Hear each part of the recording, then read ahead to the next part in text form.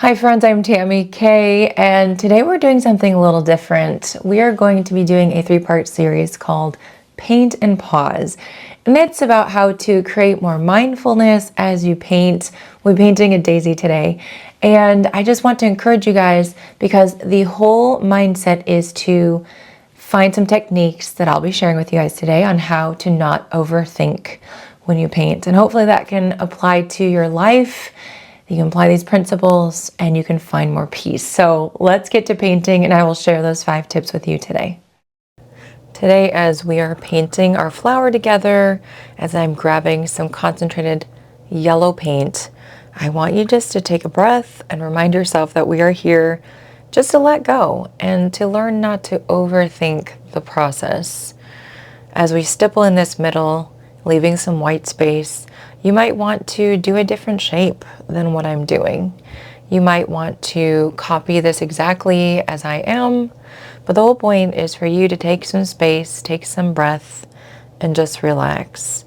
As I share with you guys some of my favorite techniques for not overthinking. And the first one with watercolor is this one.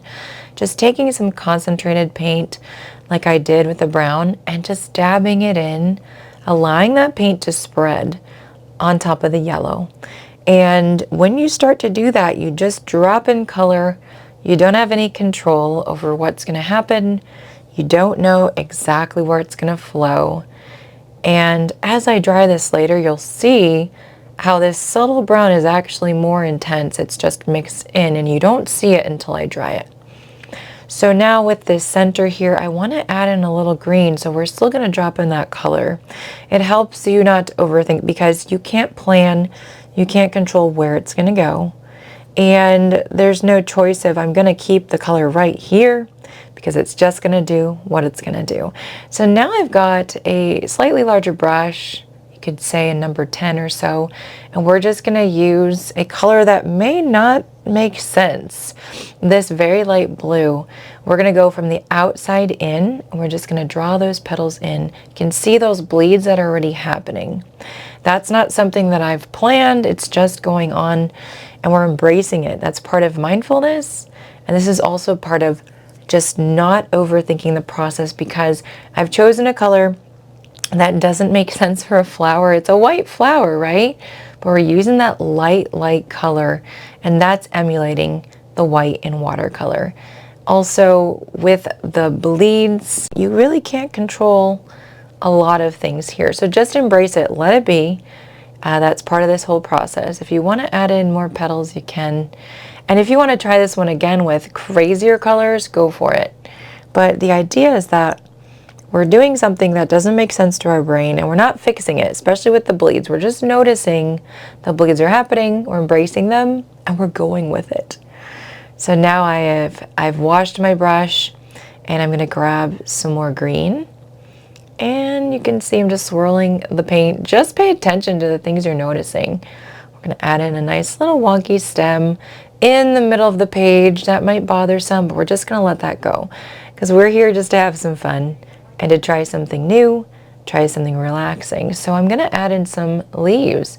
So I start with a very light, thin stem, and then I bring out that leaf. And you can see I'm going to do this several times where after I put in that leaf, I'm going to just flick the brush and I'm going to create the little spiky parts of that leaf. Just draw out some of that color.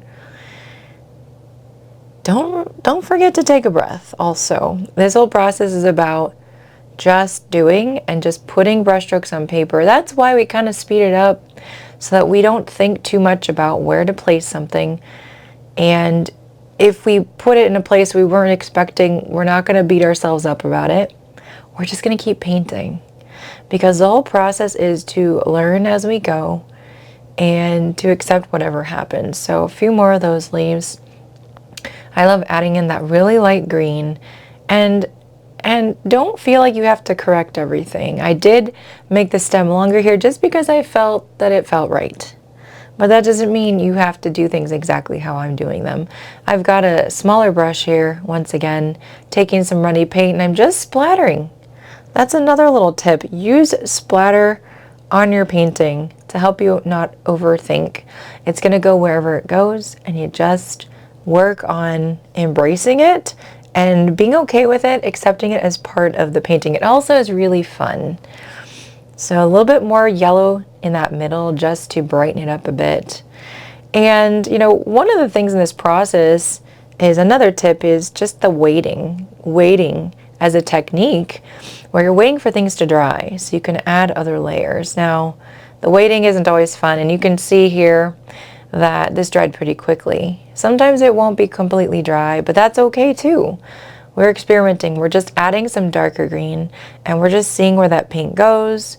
We're creating that contrast that this painting desires, but we're not going to worry about it being in the perfect places. And my goodness, if you do it differently than mine, yours is going to have your own unique, beautiful touch to it. And that's the whole point of this. But allowing things to dry and not rushing it along so that you can then add your second layer is just a good process to help you to kind of break that urge to control and to correct things. So now we're going to add another brush stroke over the first one. And this is another tip, just using one stroke quickly from the outside in to create that concentration. We're not going to overthink. We're not going to worry. Fewer strokes, fewer choices. I'm going to take a breath if I start to feel anxious.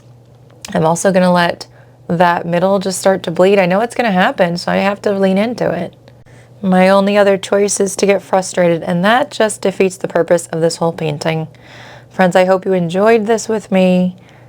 Take a moment to admire what you made.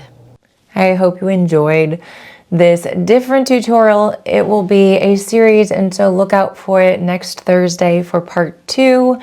We'll be doing some of my regular painting also, but I just want to encourage you guys to just take some moments, slow down, be mindful, be present, paint something simple, paint something difficult, whatever you like.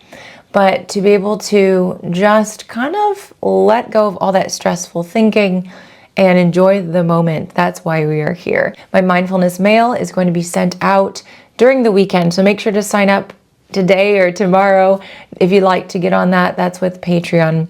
I'm also going to be having a little freebie coming up, so look for that very soon in my YouTube videos. And friends, let me know in comments what you thought about this. If you'd like to see more of it, let me know so that I can keep producing the content that you're looking for. Was it helpful? Do you have a topic in mind you'd like me to kind of consider for next time? Thanks for being here, guys. Happy painting and happy mental health. Mwah.